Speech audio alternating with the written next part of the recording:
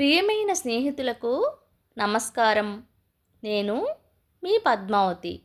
స్నేహితులు, నిన్న మనం కంఠంనేని రాధాకృష్ణమూర్తి గారు రచించిన అయ్యప్పకుట్టి ప్రేమ కథ అనే కథలో మొదటి భాగం విన్నాం కదండి. మరిక రెండవ భాగంలోకి వెళ్ళిపోదామా? స్నేహితులు, కథలోకి వెళ్ళే ముందు చిన్న రిక్వెస్ట్ అండి. నేను వినిపించిన కథ విని కథ నచ్చితే లైక్ చేయండి, షేర్ చేయండి, సబ్స్క్రైబ్ చేసుకుని నన్ను ఎంకరేజ్ చేస్తారు కదూ. మరిక కథలోకి వెళదాం. అయ్యప్పకుట్టి ప్రేమ కథ రచించిన వారు కంఠంనేని రాధాకృష్ణమూర్తి గారు. ప్రకృతి పడుచు తలారా స్నానం చేసి నగ్నంగా కూర్చుని ఒంటిని ఆరబెట్టుకుంటున్నట్లుగా ఉండేది చూడడానికి.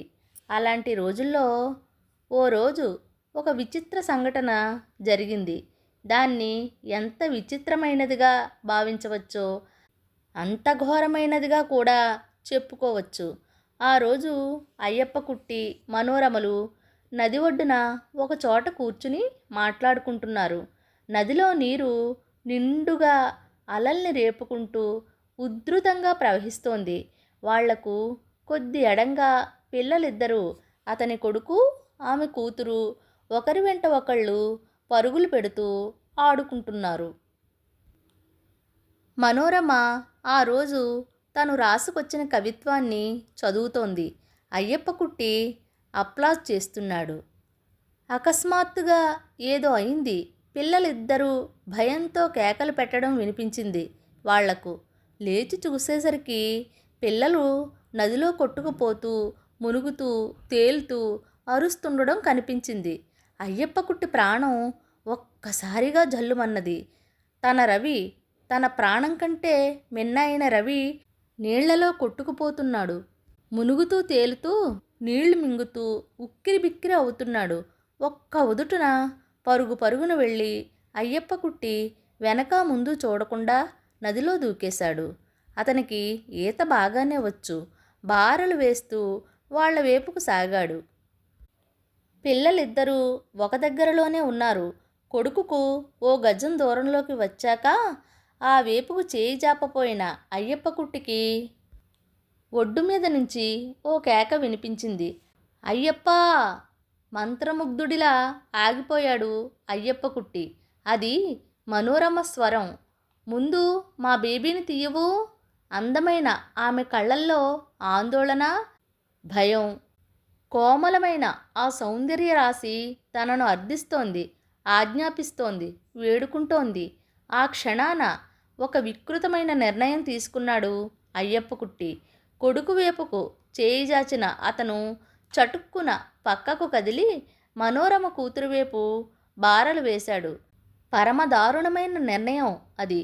ఫలితంగా మనోరమ కూతురు బతికి బట్టకట్టగలిగితే అయ్యప్పకుట్టి కొడుకు విగతజీవుడుగా బయటకు తీయబడ్డాడు. ఆ క్షణాన అంతటి ఆందోళనలోనూ మనోరమ చాలా ఆశ్చర్యపోయింది. ఆడది బడాయిని తిని బ్రతుకుతుందంటారు. మనోరమ అందుకు మినహాయింపు కాదు. పై సంఘటన గురించి ఆమె ఇంట్లో బాగానే చెప్పుకుంది. ఇంట్లో వాళ్ళు మొదట సంతోషించారు, పిదప వినోదించారు. ఆ తర్వాత ఏదో ప్రమాదాన్ని శంకించారు. ఫలితంగా ఆమె మీద కొన్ని ఆంక్షలు విధించారు. అందులో మొదటిది, ముఖ్యమైనది, ఆమె ఇక అయ్యప్పకుట్టిని కలుసుకోవద్దని. ఇక అయ్యప్పకుట్టి విషయానికొస్తే కొడుకు మరణం అతన్ని చాన్నాళ్ల పాటు కృంగదీసింది.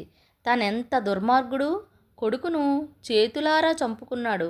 రక్షించగలిగి ఉండి కళ్ళ ఎదురుగా చచ్చిపోతుంటే చూస్తూ ఊరుకున్నాడు. అతను మునగటము, తేలటము, నీళ్లు మింగుతూ ఉక్కిరిబిక్కిరి కావటము, చేయి జాపి నాన్న అంటూ అరవడము, అతని దీనమైన చూపులు రేత్రింబవళ్ళు అతని కళ్ళ ముందు కనిపించి వేధించసాగాయి. అట్లా ఒక్క నెల రోజులు అంతే. ఆ తర్వాత ఓ రాత్రి అతనికి అనుకోకుండా మనోరమ కలలోకి వచ్చింది. అప్పటి వరకు అతని మనస్సులో కొడుకు ఆక్రమించిన స్థానంలోకి ఆమె ప్రవేశించింది. ఆ మర్నాడు సాయంత్రం మళ్ళీ నదివైపుకు వెళ్ళాడు అయ్యప్పకుట్టి. కానీ మనోరమ రాలేదు. ఆ రాత్రి కూడా ఆమె అతని కలలో కనిపించింది. ఆమె తన కవిత్వం చదివి వినిపించుతోంది. తన కళ్ళల్లోకి చూసి నవ్వుతోంది. పెదిమలు బిగించి విచిత్రంగా వింటోందతని మాటల్ని. అట్లా రోజులు గడుస్తున్నాయి. ప్రతిరోజు ఆమె అతని కలల్లోకి రావడము, వాస్తవంలో ఆమె కనిపించకపోవడము. నిరాశే నిరాశ. అతనిలో వాంఛ రోజు రోజుకు తీవ్రం కాసాగింది. ఆమెను కలుసుకోవాలని, మాట్లాడాలని. కానీ ఆమె ఇంటికి వెళ్ళలేడు తను. వాళ్ళతో అతనికి పెద్దగా పరిచయం లేదు. కాక స్థాయి భేదము ఉంది. ఇక ఎన్నాళ్ళో భరించలేకపోయాడు అతడు. ఆఖరికి భార్య ముందు ప్రస్తావించాడు. నీతో ఓ మాట మాట్లాడాలి అన్నాడు. ఏమిటి అడిగిందామె. మనోరమను చూడకుండా నేను బ్రతకలేననిపిస్తోంది. ఆశ్చర్యంగా చూసిందామె. ఈ వయస్సులో మీకేదో పిచ్చి పట్టింది. అవును, నాకేదో పిచ్చే పట్టినట్లుంది అతను అన్నాడు. కోరికలు లేకుండా ఒక రకంగా నిర్వికారంగా బ్రతుకుతున్న నా జీవితంలోకి ఎట్లాగో ఆమె ప్రవేశించింది. ఇట్లా అంటున్నానంటే ఆమెతో నాకేదో సంబంధం ఉందని కాదు. నాకు అసలు అర్హత కూడా లేదేమో. కానీ రోజుకొక్కసారైనా ఆమె కనబడందే, ఆమె చిరునవ్వుని, ఆమె పెదవుల విన్యాసాన్ని, పెద్ద పెద్ద కళ్ళల్లోంచి వెలువడే ఆ సమ్మోహన కిరణాల్ని చూడందే నేను బ్రతకలేననిపిస్తోంది. నన్ను నేను నిగ్రహించుకోవాలని చేసే ప్రయత్నాలన్నీ వమ్మైపోతున్నాయి. నా అసమర్థతకి నాకే సిగ్గేస్తుంది. కానీ భార్య మొహంలోకి చూడలేక మొహాన్ని చేతుల్లో దాచుకున్నాడు. ఆమె ముఖం పాలిపోయింది. ఛీఛీ, భార్య ముందు మరో ఆడదాన్ని చూడందే బతకలేనని చెప్పడానికి మీకు సిగ్గు వేయటంలా అన్నది ఉక్రోషంగా. చటుక్కున అతను ఆమె కాళ్ల ముందు కూలబడిపోయాడు. ఆమె మోకాళ్లను వాటేసుకున్నాడు. నువ్వు ఎన్నైనా అను, నీ కాళ్లతో నన్ను తన్ను, నా మొహం మీద ఉమ్మేయి. కానీ దయచేసి నాకీ ఒక్క సహాయాన్ని చేసి పెట్టవు. అన్నేళ్ల నుంచి హుందాగా బ్రతికిన భర్త అట్లా కాళ్ళు పట్టుకుని అడిగేసరికి నీరుగారిపోయిందామె. మనస్సులో దేవినట్లుగా అనిపించింది. అంతకు మునుపే ఆమె కర్ణాకర్ణిగా విని ఉంది. తన కొడుకు మరణానికి భర్తే కారణమని, మనోరమ పట్ల భర్త మోహమే అందుకు కారణమని. అప్పట్లో ఆమె నమ్మలేదు. కానీ ఇప్పుడు భర్త మనోస్థితి అవగతమయ్యేసరికి ఒక్కసారిగా వణికిపోయింది. అయినా ఆమెలో స్త్రీ సహజమైన దాక్షిణ్యం పనిచేసింది. స్వంత భార్య అయి ఉండి మీరు ఈ రాయబారాన్ని ఎట్లా తెచ్చారో నాకర్థం కావడం లేదు అన్నది మనోరమ ఆమెతో. తల వంచుకుంది అయ్యప్పకుట్టి భార్య. అవునమ్మా, ఆమె అన్నది. ఇది ఎట్లాంటి నీచమైన పనో నాకు తెలుసు. నా దౌర్భాగ్య స్థితికి నాకే సిగ్గేస్తోంది. నా భర్త నా కాళ్ళు పట్టుకుని మరీ బతిమలాడాడు నన్ను. దాన్ని బట్టి ఆలోచించండి ఆయన ఎంత దిగజారిపోయాడో. మిమ్మల్ని పతనం కమ్మని నేను అర్థించటం లేదు.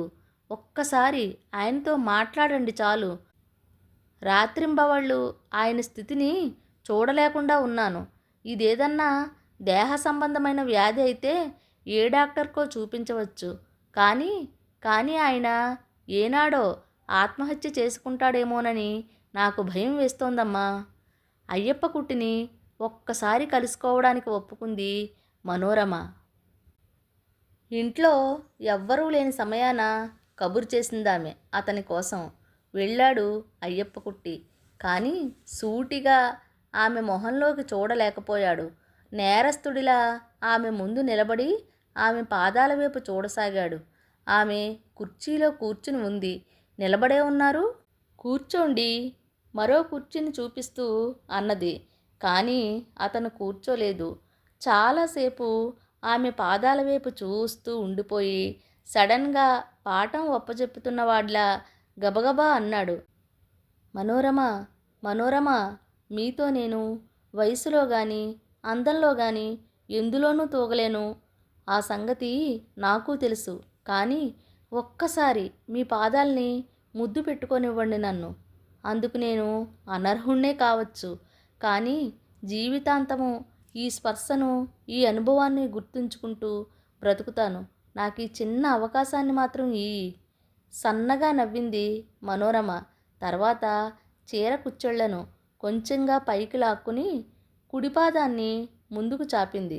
చటుక్కున అయ్యప్ప కుట్టి కిందకు జారి ఆమె పాదాల్ని, అరికాలు భాగాన్ని పదే పదే ముద్దులు పెట్టుకున్నాడు.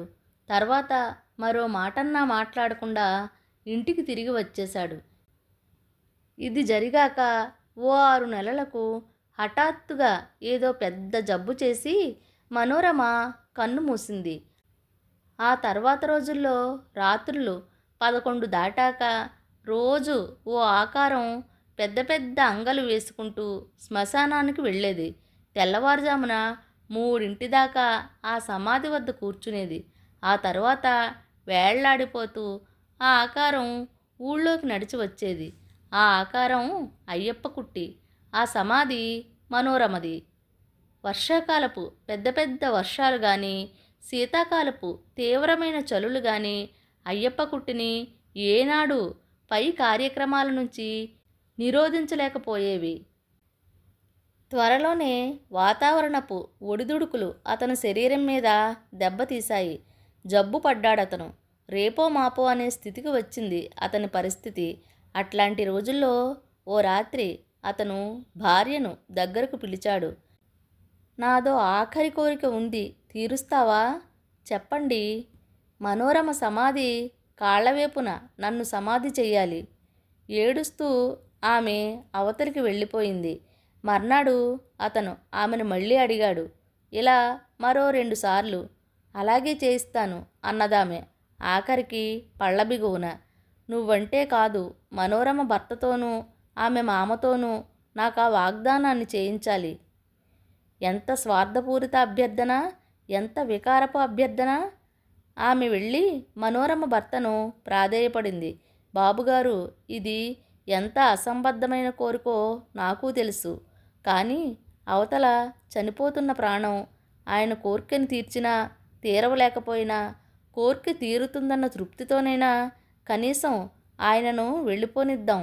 ఒక్కసారంటే ఒక్కసారి మీరొచ్చి ఆయనకు ఆ వాగ్దానం ఇవ్వండి. నాకు తెలుసు మీకు పరువు ఎంత ముఖ్యమైనదో. ఎవ్వరికీ చెప్పను. ఎవ్వరికీ తెలియకుండా ఒక్కసారి వచ్చి ఆయనకు ఆ వాగ్దానం చేయండి. 2 గంటల పాటు నడిచింది వాళ్ళ మధ్య సంభాషణ. బతిమాలి బతిమాలి కాళ్ళు పట్టుకుని కన్నీళ్లు కార్చి మొత్తానికి ఎలాగైతేనేం ఆయనను ఒప్పించింది ఆమె. మనోరమ భర్త తన చేతిలో చెయ్యేసి చెబుతుంటే అయ్యప్ప కుట్టి కళ్ళల్లో మెరుపులు మెరిశాయి. ఆ తర్వాత ప్రశాంతంగా కళ్ళు మూసుకున్నాడతను. ఆ కళ్ళు మళ్ళీ తెరుచుకోలేదు. ఇప్పుడేమంటారు? ప్లాటానిక్ ప్రేమ ఉందంటారా లేదంటారా? అంతా చెప్పుకొచ్చి అన్నాడు నాయరు. నా కళ్ళ ముందు అయ్యప్ప కుట్టి భార్య మెదిలింది. పనులతోనూ పేదరికంతోనూ బాధ్యతలతోనూ అలసిపోయి వడలిపోయిన 40 ఏళ్ల స్త్రీ దిగాలుగా చూస్తోంది. భర్త ఆమెని నాడు ప్రేమించినట్లు కనబడదు. అట్లాంటి భర్త కోసం అభిమానాన్ని చంపుకుని అవమానాన్ని దిగమింగుకుని 2 సార్లు, ఒకసారి మనోరమ వద్దకు, మరోసారి మనోరమ భర్త వద్దకు వెళ్ళి యాచించింది. సాధ్విగా చెప్పుకోవాలా ఆమెను? సెంటిమెంటల్ ఫూల్గానా? సహనాన్ని జీర్ణించుకున్న త్యాగమయిగానా? నేను నమ్మను. నువ్వీ కథను కల్పించి చెప్పి ఉంటావు. శ్రీపతి స్వరంలో ఈ లోకంలోకి వచ్చాను. లేదు లేదు, నిజంగానే జరిగింది సిన్సియర్గా అన్నాడు నాయరు. వర్షం ఎప్పుడో తగ్గిపోయినట్లుంది. చల్లటి గాలులు వీస్తున్నాయి. గుండెల నిండా ఒక్కసారి గాలి పీల్చి వదిలాను. అయ్యప్ప కుట్టి ఆఖరి కోర్కెను వాళ్ళు ఫుల్ఫిల్ చేశారా అడిగాను. నా ప్రశ్నను ఎవరూ పట్టించుకోలేదు. ప్లాటానిక్ ప్రేమ ఉండదన్న నీ స్టేట్మెంట్ని ఎప్పటికైనా ఉపసంహరించుకుంటావా? రెట్టించుతున్నట్లుగా అన్నాడు నాయరు శ్రీపతితో. లేదు మరి? అసలు అయ్యప్ప కుట్టి ప్రేమలోనే ఏదో లొసుగు కనిపిస్తోంది శ్రీపతి అన్నాడు. ఆమె పట్ల అతని ఆరాధనను, గుడ్డి ప్రేమను, ప్లటానిక్ ప్రేమను ఏదైనా గాని అది ఏమంత సమంజసంగానూ సహేతుకంగానూ కనిపించడం లేదు. మీ అయ్యప్ప కుట్టి ఉత్త ఫికిల్ మైండెడ్ పర్సన్ అయి ఉండాలి. మనస్తత్వ శాస్త్రజ్ఞుడిని ఎవరినైనా కదిపితే అతడిని ఏ మానసిక రోగగ్రస్తుడి కిందో ముద్ర వేస్తాడు. కొద్దిసేపు ఊరుకుని మళ్ళీ అన్నాడు శ్రీపతి. మరో సంగతి ఏమిటంటే మీరు మలయాళీయులు. మీలో ఆడవాళ్ల డామినేషన్ ఎక్కువ. క్షణం పాటు అర్థం కానట్లుగా నాయరు శ్రీపతి కళ్ళల్లోకి గుచ్చి చూశాడు. తర్వాత కుడి చేతిని క్రాఫ్లోకి పోనిచ్చి పల్చగా ఉన్న తన జుత్తును కొద్దిసేపు అటూ ఇటూ కదిలించాడు. సడన్గా శ్రీపతి నవ్వసాగాడు. దుర్మార్గుడా! నవ్వాను నేను కూడా. స్నేహితులు, చివరికి అయ్యప్ప కుట్టి ప్రేమ కథ అలా ముగిసిందండి. నేను వినిపించిన కథ నచ్చితే లైక్ చేయండి, షేర్ చేయండి, సబ్స్క్రైబ్ చేసుకుని నన్ను ఎంకరేజ్ చేస్తారు కదూ. మరొక మంచి కథతో మళ్ళీ కలుద్దామండి. ఇక సెలవా మరి.